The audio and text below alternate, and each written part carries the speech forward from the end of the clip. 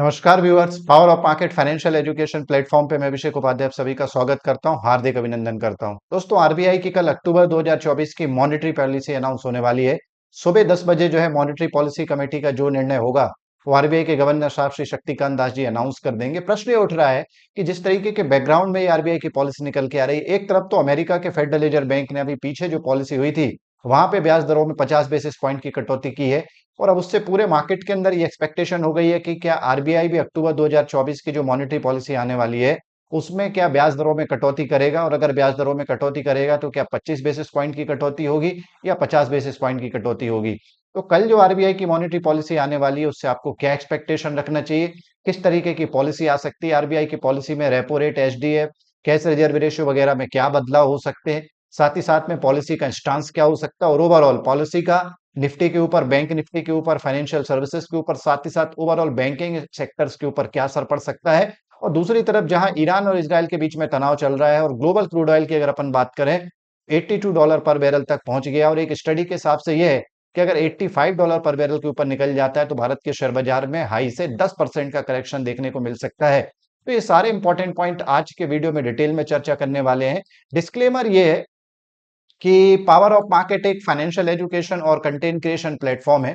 किसी भी तरीके की investment advice, trading advice, stock tips देने का काम पावर ऑफ मार्केट नहीं करता है। इसके लिए आपको सेबी रजिस्टर्ड फाइनेंशियल एडवाइजर से संपर्क करना चाहिए।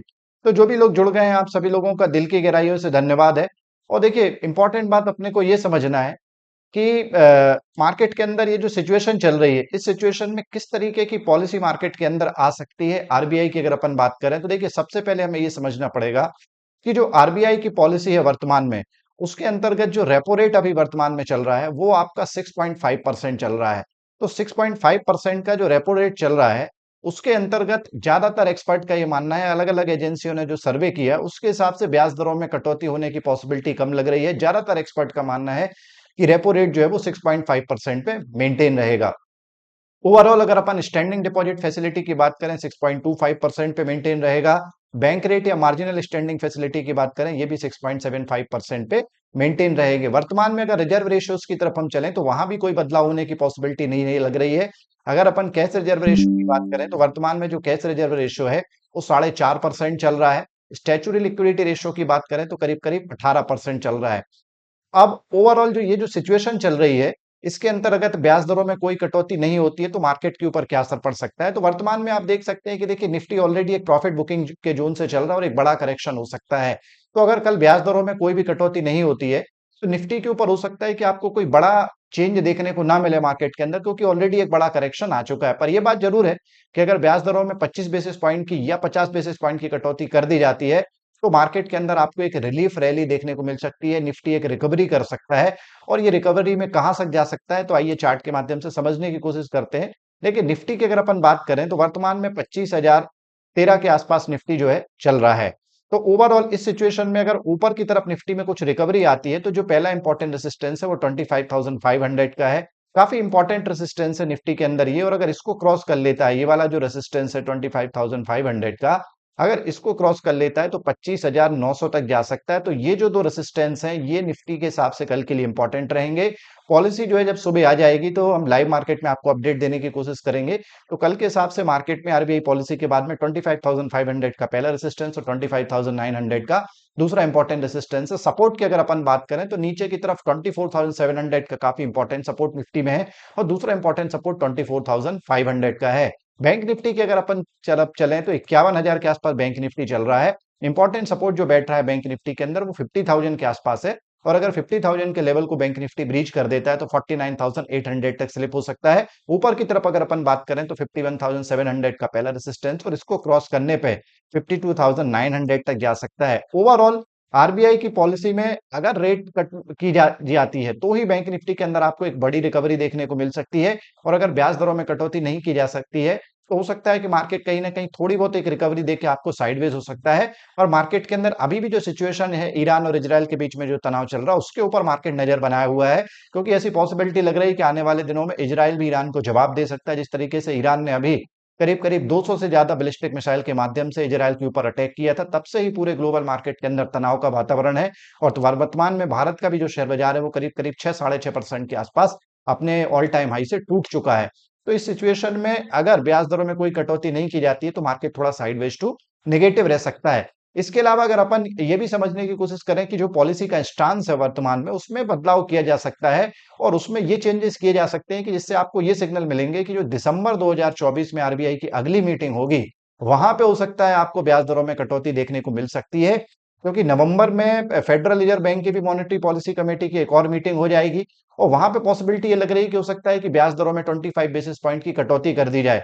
तो अगर वहां ब्याज दरों में 25 बेसिस पॉइंट की कटौती होती है तो हमारे यहाँ आपको 50 बेसिस पॉइंट की कटौती देखने को मिल सकती है।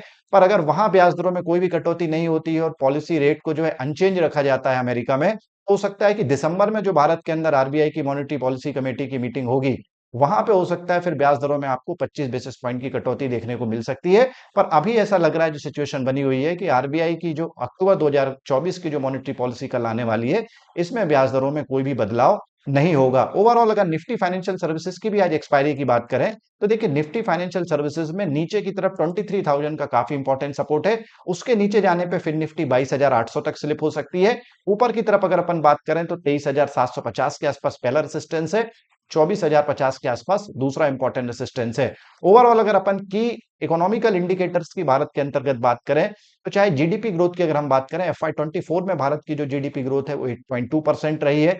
अभी लास्ट जो क्वार्टर वन FY25 के जीडीपी का डेटा निकल के है वो 6.7% आया है। तो भारत जो है विश्व के अंदर one of the fastest growing economy है। ब्याज दरों की अगर बात करें तो रेपो रेट 6.5% के आसपास चल रहा है। इन्फ्लेशन जो आरबीआई का टारगेट है उसके नीचे आ गया है। ओवरऑल अगर अपन सीपीआई की बात करें तो 4% के नीचे 3.65%, और उसके पहले जो आपका जुलाई का डेटा निकल के आया था वो भी 3.5% के आसपास था। तो ओवरऑल जो आरबीआई का सीपीआई को लेकर टारगेट है, इन्फ्लेशन उसके वेल बिलो चल रहा है। तो ये भारत के लिए अच्छी सिचुएशन है। तो ओवरऑल चाहे अपन इकोनॉमिकल ग्रोथ की बात करें, चाहे जीडीपी की बात करें या लिक्विडिटी मैनेजमेंट की भी बात करें, तो आरबीआई ऑलरेडी लिक्विडिटी को लेकर काफी कॉन्फिडेंट है और भारत के जो बैंकिंग और फाइनेंशियल सिस्टम में वर्तमान में लिक्विडिटी कंडीशन है वो ठीक ठाक लग रही है। क्रेडिट ग्रोथ और डिपॉजिट ग्रोथ को लेकर आरबीआई क्या कहता है, क्योंकि बैंकों के अंदर अभी हमने देखा है पास्ट में कि डिपॉजिट्स को लेकर समस्या आ रही है। तो देखना होगा कि आरबीआई क्या डिपॉजिट को लेकर इस बार फिर कुछ पॉलिसी नोट्स में कुछ बोलता है और उसको लेके किस तरीके की चीजें निकल के आती, काफी इंपॉर्टेंट होगा। क्योंकि बैंकिंग सेक्टर में कोई भी बैंक हो, चाहे एचडीएफसी बैंक हो, एसबीआई हो, आईसीआईसी बैंक हो, इन सभी को आगे अगर क्रेडिट ग्रोथ को हेल्दी रखना है तो इनको डिपॉजिट्स की जरूरत पड़ेगी। और बैंकों को जब डिपॉजिट्स मिलती हैं तो जो उनका कॉस्ट ऑफ फंड है वो भी कंट्रोल्ड होता है और उससे उनके नेट इंटरेस्ट इनकम में और चाहे नेट इंटरेस्ट मार्जिन की बात करें, वहां पे एक पॉजिटिव असर ओवरऑल देखने को मिलता है। तो कल जब आरबीआई की पॉलिसी निकल के आएगी, पावर ऑफ मार्केट डिटेल में आपको और उसकी संपूर्ण जानकारी देगा। जो भी लोग आज की वीडियो को अगर आपने देखा और पावर ऑफ मार्केट का काम आपको पसंद आता है तो चैनल को सब्सक्राइब कर सकते हैं। अब रात में डिटेल में यूट्यूब लाइव में इन्हीं पॉइंट्स का और फर्दर एक्सप्लेनेशन होगा। और अगर आपके मन में कोई डाउट चल रहा है, आपके कोई क्वेश्चन है, और साथ ही साथ में ग्लोबल मार्केट का पर्सपेक्टिव होगा, यूएस मार्केट की बात होगी, यूरोपियन मार्केट की बात होगी और एशियन मार्केट की बात होगी, तो रात में 10 बजे आपसे मुलाकात होगी। आज का वीडियो देखने के लिए आपका दिल की गहराई से धन्यवाद है। Thank you very much. Good night.